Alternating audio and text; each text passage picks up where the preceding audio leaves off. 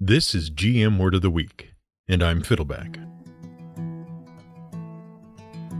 Monk.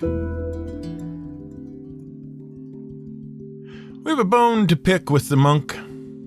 As gamers, we here at the Word of the Week are willing to suspend our disbelief and make allowances for a certain amount of anachronism in our games. But everyone has their limits, and one of the things in our favorite Western fantasy games that has always rubbed us the wrong way is the archetype of the monk. It's not just that they are out of place geographically, that's fine. We accept things like Arabian genies and Romanian vampires in our Western European medieval fantasy. The problem is, they come from a completely different genre, and they are the result of some pretty unique cultural developments that have no analog in Western fantasy. But perhaps worst of all, the problem is that we might have had something even cooler if we didn't end up with a monk. Now, when we say monk, we're talking about monks in the fantasy adventure game sense. That is, in the Dungeons and Dragons sense. You're not going to find any fat, cheerful Christians here in plain brown robes and tonsures, you know, the haircut where you shave the top of your head but you leave a ring of hair around the sides and back. You will not find any Benedictines or Franciscans. Nope. We're talking about monks as they might be played by Bruce Lee or Jackie Chan or David Carradine. Eastern monks. Martial artists. Now, if you're like most people, when you hear martial arts, you think specifically of Asia, and of agile men and women in pajamas fighting with their bare hands and bare feet, or sometimes with nunchucks, or ninja swords, or whatever. Yes, we said nunchucks, because when we went to school in the 80s and early 90s, everyone was into nunchucks. And that's what we called them. And that's what actually drives us so crazy about the monk in Dungeons and Dragons. It's this weird Eastern-themed thing crammed ham-fistedly into our Western medieval fantasy. And that just bugs us. But we digress.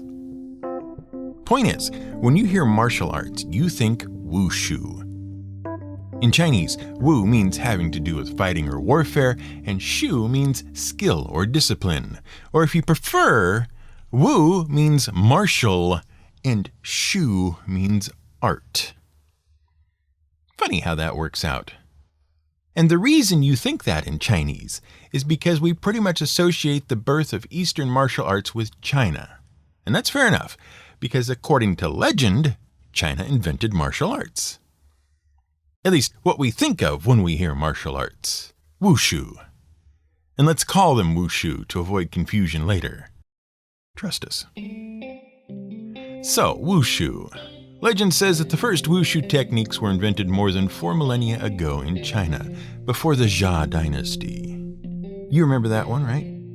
We've talked about it before. It was established by Yu the Great to succeed the 5 mythical emperors that were also sort of demigods and the 3 actual god beings that ruled the universe. And for a long time, historians thought the Jia dynasty was just a fun story. And then archaeologists turned up some artifacts that suggested that some of it maybe had some basis in fact. Not the god emperor thing. Just the Jia dynasty part.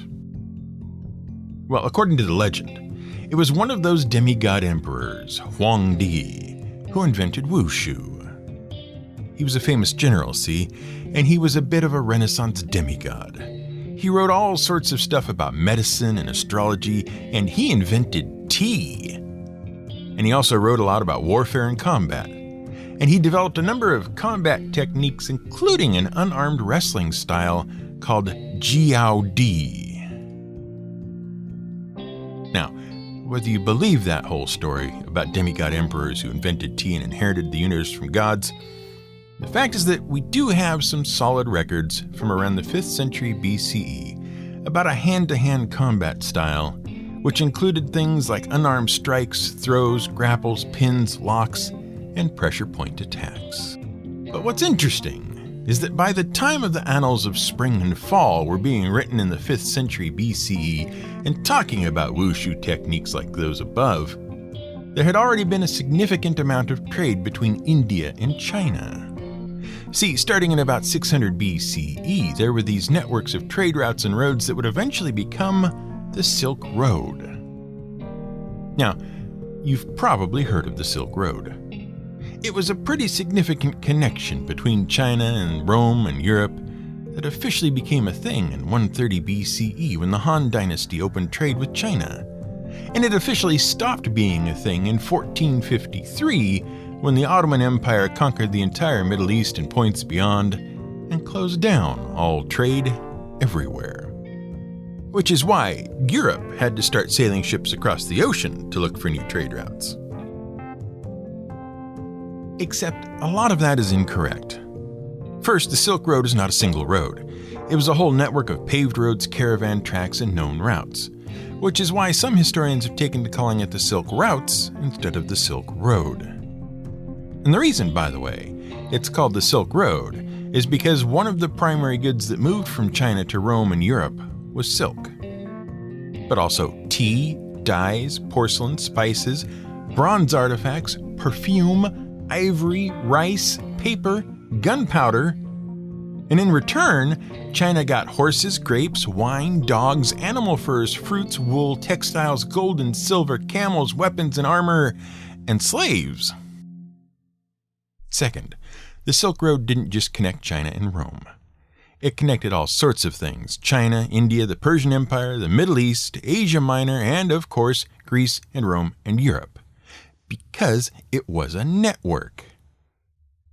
And third, it wasn't officially opened in 130 BCE. That's just when the Han Dynasty reopened trade with the rest of the world after a period of isolationism in ancient China. The various roads and routes that made up the Silk Road had existed for centuries before then. The longest leg was actually a highway across Persia known as the Persian Royal Road, which was built under the rule of the Achaemenid Empire before 500 BCE. Now, what does any of that have to do with the origin of wushu in China? Well, it turns out that in India, before 600 BCE, they had developed all sorts of different fighting techniques, and there was extensive trade between India and China. And then suddenly, in 500 BCE, the Chinese are bragging about their amazing fighting techniques. What a weird coincidence. Especially because it was really during the period from 480 BCE to 221 BCE when everyone was fighting everyone in China during the period known as the period of the Warring States, when wushu techniques really started to flourish. And that's when Sun Tzu got around to writing about it. Now, even if you don't want to credit India as the real inventor of wushu techniques, and for reasons we'll get to at the end of the episode you shouldn't, the fact is that it was the extensive trade network across the region that allowed wushu to spread and flourish. More importantly, though, if not for India, well, you wouldn't have the image of the wandering wushu monk that you do. In 1972, a television series aired on American television that told the story of an orphaned man named Kwai Chang Caine, whose father was American and whose mother was Chinese, who was trained in the Chinese art of Kung Fu by an elderly teacher named Master Po. After Po was murdered by the Prince of China, and Caine retaliated by killing the prince, he had to flee China and make his way across the American frontier west while also having extensive flashbacks of Master Po training him and calling him Grasshopper all the time. Because he couldn't hear the sound of a grasshopper at his feet during a training session once or something. It's been a long time since we watched the show. But it was this show, starring David Carradine as Kwai Chang Caine, the wandering Kung Fu monk. And the show was called Kung Fu.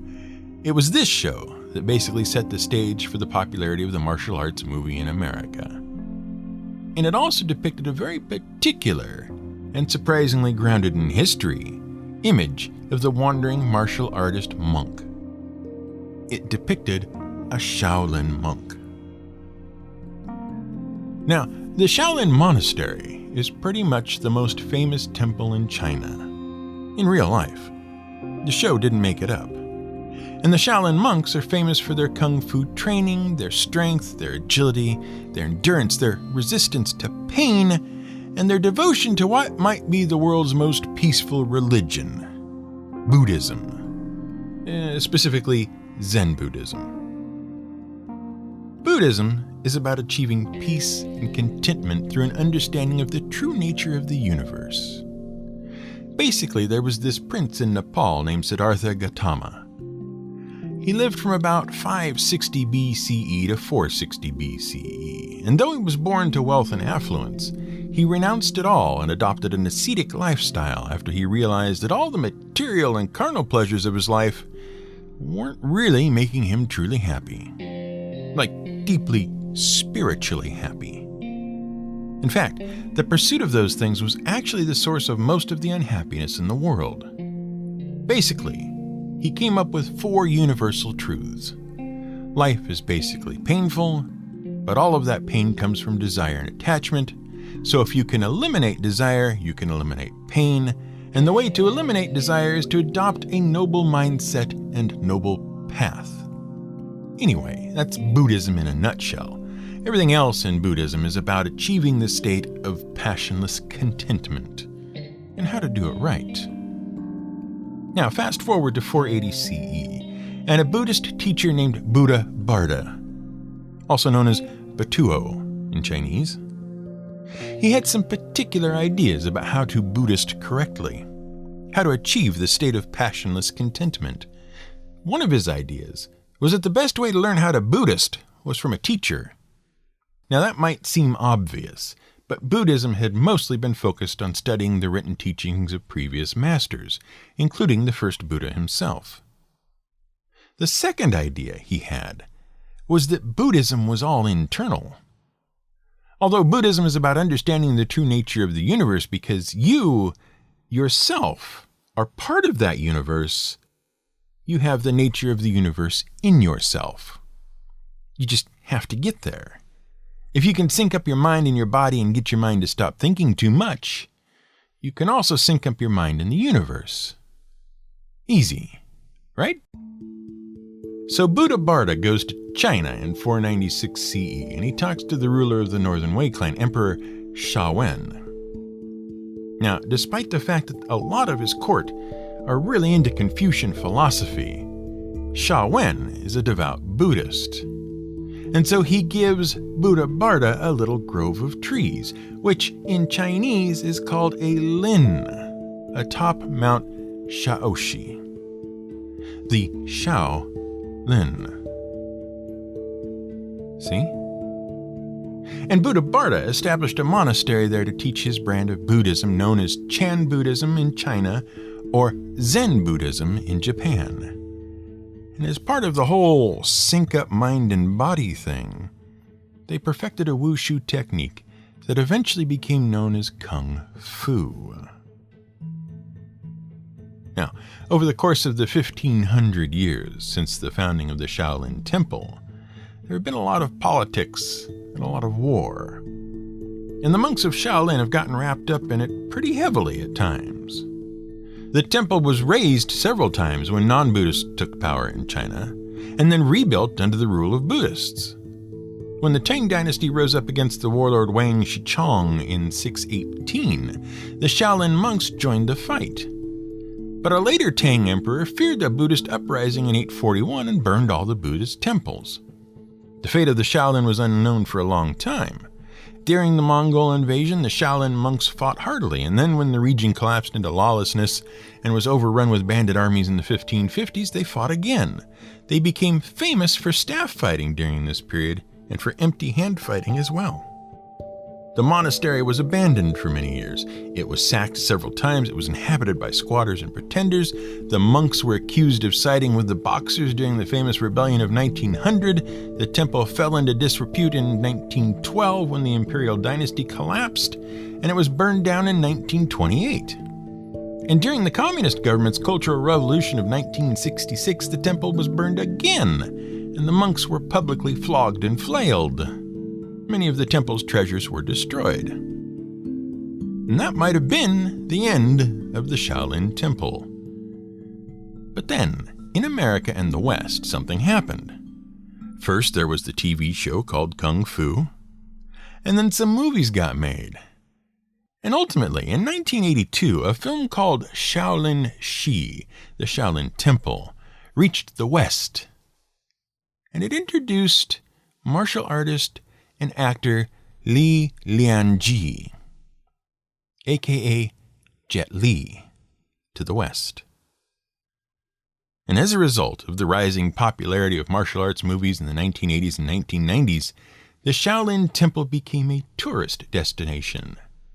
By the mid-90s, more than 1 million people visited the temple each year, and the monks of Shaolin have capitalized on it by touring the world and giving martial arts demonstrations and consulting on films, of which there have now been hundreds.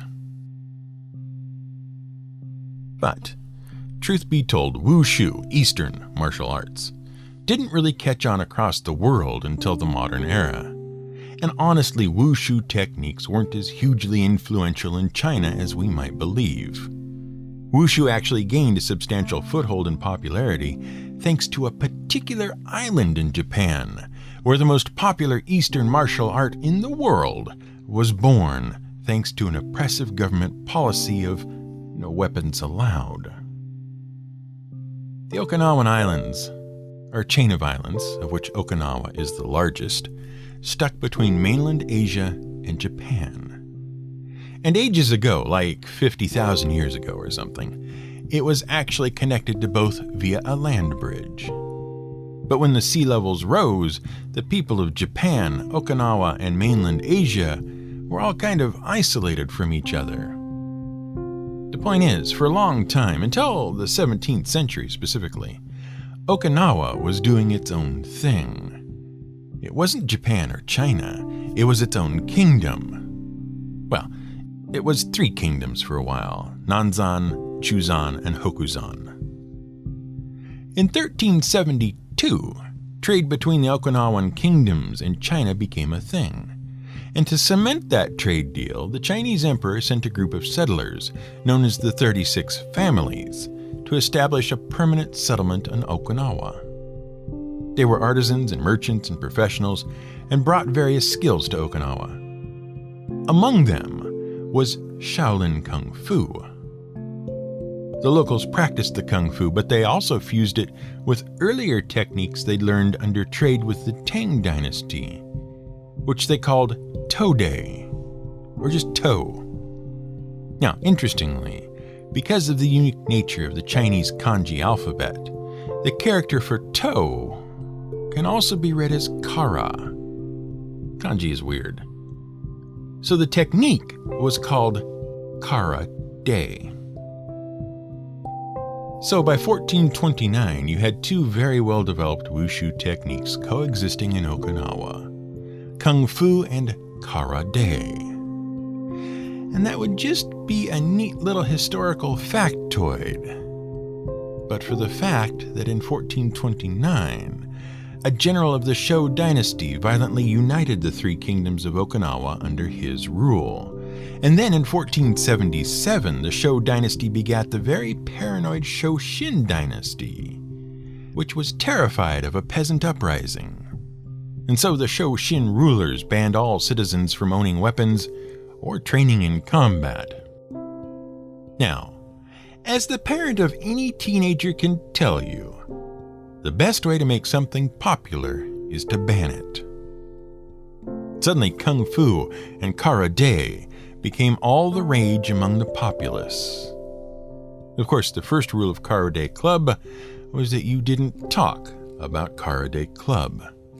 And so, for 150 years, these techniques were practiced and mastered in secret by various Okinawans, which by itself was interesting enough. But then, in 1609, the Japanese Satsuma clan invaded Okinawa with samurai and swords and armor.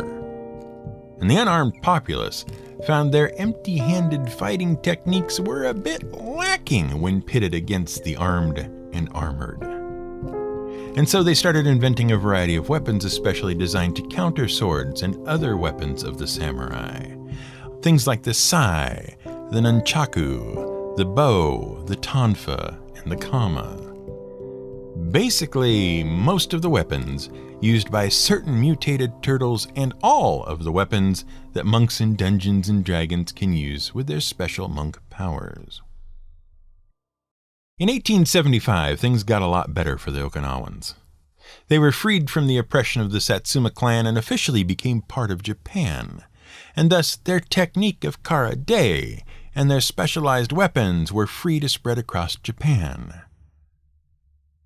However, in 1905, they changed the name from Carradine to karate. Now, that was effectively the same word. And thanks to the way the Chinese and Japanese written languages work, it was effectively spelled the same. But they changed the meaning. See, originally, Tode, aka Carradine, had been called Tode because it came from the Tang dynasty of China, so it was basically Tang Chinese hand. But they rebranded to Kara to mean empty. So today, karate means empty hand. Karate quickly spread through Japan and then into Hawaii. And with the American occupation of Japan and with military bases on Okinawa, karate spread into America. And in the 1960s, many karate instructors traveled from Okinawa to America to start schools, dojos, here. And with the explosion in popularity of martial arts films and movies in the 70s and 80s, they flourished. Which is why every kid was making nunchucks in the 80s. And none of that has anything to do with the monk in Dungeons and Dragons.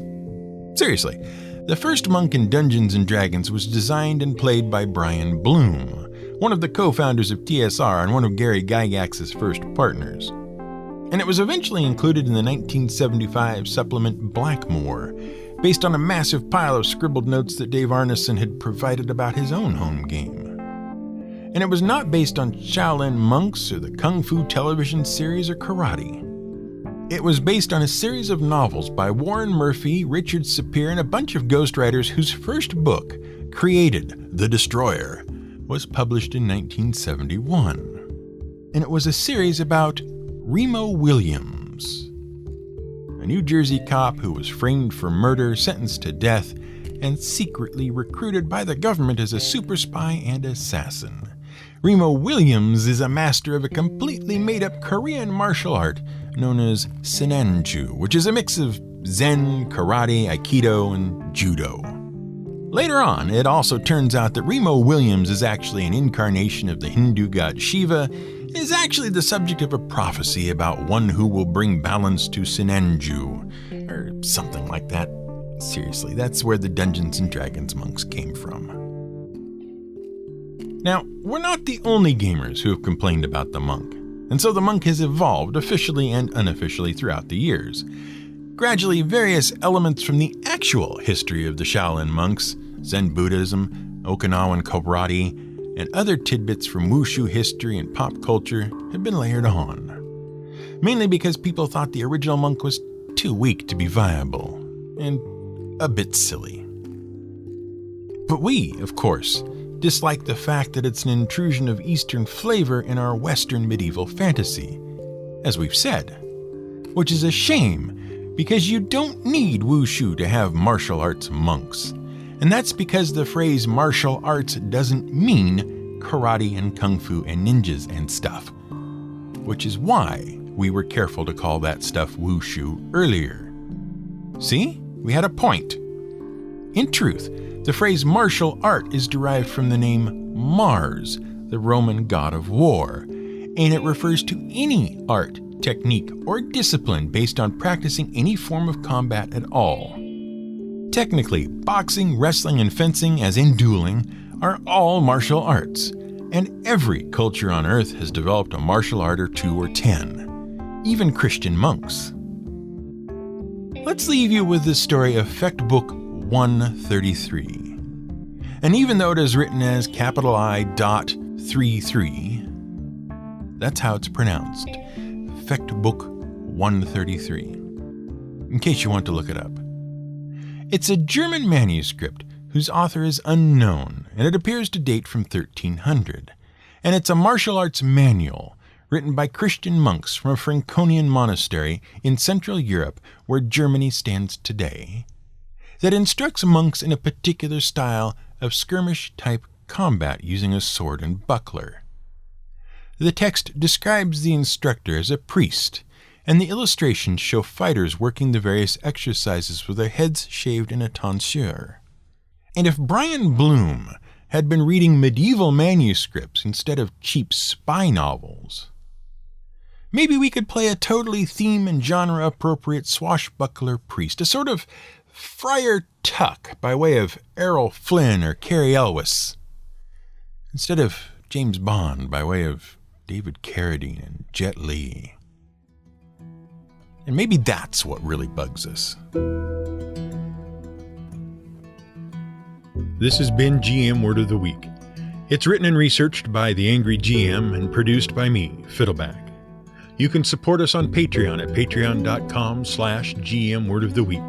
You can find more at gmwordoftheweek.com and theangrygm.com.